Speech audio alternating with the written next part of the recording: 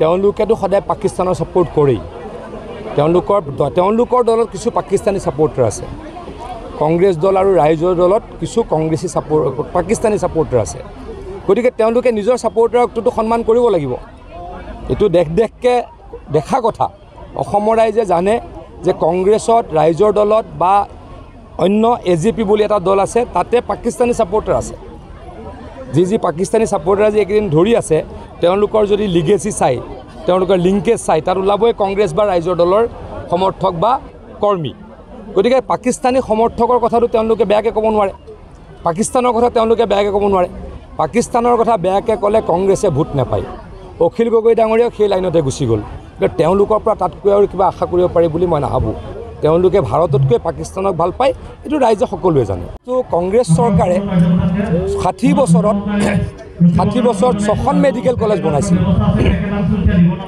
কংগ্ৰেছ চৰকাৰে 6খন medical college বনাইছিল আৰু আমি অহা ছেপ্টেম্বৰত আৰম্ভ হ'বলগীয়াখনৰে সৈতে আমি 20খন মেডিকেল কলেজ বনালোঁ। 60 বছৰত কেইখন মেডিকেল কলেজ? 6খন। আৰু আমাৰ 10 বছৰত 20খন মেডিকেল কলেজ। কংগ্ৰেছে বনাইছিলে 5খন ইউনিভাৰ্চিটি, আমি বনালোঁ 12খন 13খন ইউনিভাৰ্চিটি। গতিকে শিক্ষা স্বাস্থ্য কোনে ভাল কৰিলে সেই কথা ৰাইজক সুধিলেই হ'ল। গৌৰৱ গগৈ ডাঙৰীয়াটো নাজানিব বিশেষ। গৌৰৱ গগৈ ডাঙৰীয়া ল'ৰা ছোৱালী লণ্ডনলৈ পঠাই দিলে। গৌৰৱ গগৈ ডাঙৰীয়াই ল'ৰা ছোৱালীক ইংলেণ্ডৰ নাগৰিকত্ব দিয়ে দিলে। তেওঁ পাকিস্তানত গৈ 15 দিন 20 দিন থাকেই। গতিকে কোনদিনা তেওঁ অসম এৰি যায়, কোনদিনা ভাৰত এৰি যায় ক'ব নোৱাৰি। গতিকে তেখেতৰ কথাত বহুত গুৰুত্ব দিব লগা আছে বুলি মই নাভাবোঁ। মইতো বহুত ভাল দেখিছোঁ সকলোতে BJP AJPৰ পৰিৱেশ, ৰাভা যৌথ মঞ্চৰ পৰিৱেশ, গণশক্তিৰ পৰিৱেশ, UPPLৰ পৰিৱেশ। মুখ্যমন্ত্ৰী ডাঙৰীয়াই দিনে ৰাতিয়ে কৰা কষ্ট কামৰ প্ৰতিদান ৰাইজে দিব। অসমখন কেনেকৈ দুপে আগুৱাইছে আপোনালোকৰ সন্মুখত মই ৰাইজক সুধিছোঁ। অকল এইখন সভাতে নহয়, মই যিমান সভা কৰিছোঁ সকলো সভাতে সাংবাদিকৰ সন্মুখত, কেমেৰাৰ সন্মুখত ৰাইজক সুধিছোঁ কি কাৰণত আপোনালোকে BJPক বা AJPক ভোট দিব। আৰু সকলোৱে কৈছে যে উন্নয়ন হৈছে, ৰাস্তা পথ হৈছে, মেডিকেল কলেজ হৈছে, ইউনিভাৰ্চিটি হৈছে, অৰুণোদয় দিছে, চাকৰি 1.5 লাখ চাকৰি দিছে। এইবিলাক কাৰণতে ৰাইজে BJP আৰু AJPৰ মিত্ৰজোঁটক ভোট দিব। মই ভীষণ আশাবাদী। হেল্থ ডিপাৰ্টমেণ্টটো ভাল হৈছে। এতিয়া মই গুৱাহাটীৰ পৰা আহিলে মোবাইলটো চেক কৰি আহিছিলোঁ,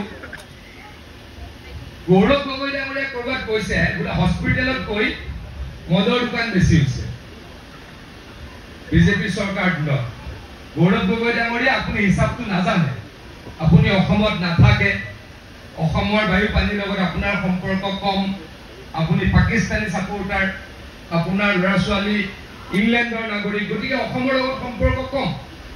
সেইকাৰণে তেখেতে নাজানে বা কংগ্ৰেছ দলৰ নেতাসকলে পাহৰিলে যে কংগ্ৰেছ দলে অসমখন 60 বছৰ চলাইছিল। আৰু 60 বছৰত কেইখন মেডিকেল কলেজ বনাইছিলে কওকচোন, কোনোবাই জানেনে? কেইখন? 60 বছৰত কেইখন বনাইছিলে কওকচোন? 6খন। 60 বছৰত আচলতে 3খনেই, লাষ্টৰ 3খন হিমন্ত বিশ্ব শৰ্মাই বনাইছিলে। আচলতে 3খনে বনাইছিলে। হিমন্ত বিশ্ব শৰ্মা ডাঙৰীয়া মন্ত্ৰী থাকোঁতে কংগ্ৰেছত 3খন বনাইছিল। তথাপিও মানিলোঁ কংগ্ৰেছৰ কেইখন? 6খন। আমি কেইখন মেডিকেল কলেজ বনালোঁ কওক? কোনোবাই জানেনে আমি কিমান বনালোঁ? কিমান জিলাই এতিয়ালৈকে আমি আমাৰ চাংচাৰীৰ এইমছখন লৈ 19খন মেডিকেল কলেজ বনালোঁ। 19খন।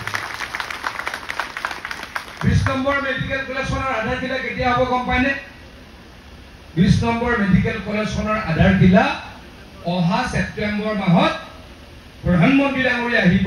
এদিনাখন আমাৰ সুধাকণ্ঠ ভূপেন হাজৰিকাৰ 100 বছৰীয়া জন্ম জয়ন্তী আৰম্ভ হ'ব। আৰম্ভণি অনুষ্ঠানত অংশগ্ৰহণ কৰিবলৈ প্ৰধানমন্ত্ৰী ডাঙৰীয়া আহিব আৰু তেখেতে আহি এদিনা দৰঙৰ মেডিকেল কলেজৰ আধাৰশিলা দিব। তো কেইবছৰ হ'ল আমাৰ চৰকাৰ হোৱা? কেইবছৰ হ'ল? 9 বছৰ। 10 বছৰ ধৰিলো, এবছৰ মই আগুৱাই দিলোঁ। মানে 10 বছৰত আমি মেডিকেল কলেজ কৰিলোঁ কেইখন? 20খন। আৰু 60 বছৰত কিমানখন? 6খন। মানে কংগ্ৰেছক লাগিছিল এখন মেডিকেল কলেজ বনাওঁতে 10 বছৰ, হয়নে? আৰু আমি কিমান বনাওঁ? এবছৰত 2খন। এই পাৰ্থক্যটো বুজিছেনে সকলোৱে? পাৰ্থক্যটো বুজিছেনে সকলোৱে? এতিয়া আমাৰ সোণাপুৰৰ মানুহখিনি ক'ত যায়? আমাৰ বাৰু এটা চিভিল হস্পিটেল আছে, কিন্তু অলপ বেছি বেমাৰ হ'লে ক'ত যাব লাগে? ভঙাগড় মেডিকেল কলেজলৈ যাব লাগে। ভঙাগড় মেডিকেল কলেজৰ লগত আৰু এখন মেডিকেল কলেজ হৈ আছে, আপোনালোকে গম পায়নে? আপোনাৰ ভঙাগড় মেডিকেল কলেজত OPD দিনটোত 3000 পেচেণ্ট আহে। মইতো আগতে স্বাস্থ্য বিভাগৰ ৰাজ্যিক মন্ত্ৰী আছিলোঁ, মই জানো কথাবিলাক।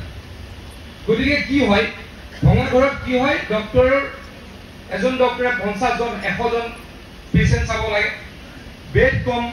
গতিকে গুৱাহাটীত আৰু দ্বিতীয় মেডিকেল কলেজখনৰ কাম পূৰ্ণ গতিত চলি আছে। জাগিৰোডৰ মানুহ ক'লে আহে মেডিকেল কলেজ ভঙাগড়লৈ, আৰু 2 বছৰৰ পাছত জাগিৰোডৰ মানুহ ক'লৈ আহিব নালাগে, গুৱাহাটীলৈ আহিব নালাগে। আৰু জাগিৰোডৰ পৰা অলপ আগত গৈ বঘৰা বুলি এখন গাঁৱত, এটা জেগাত তাতো এখন মেডিকেল কলেজ হৈ আছে।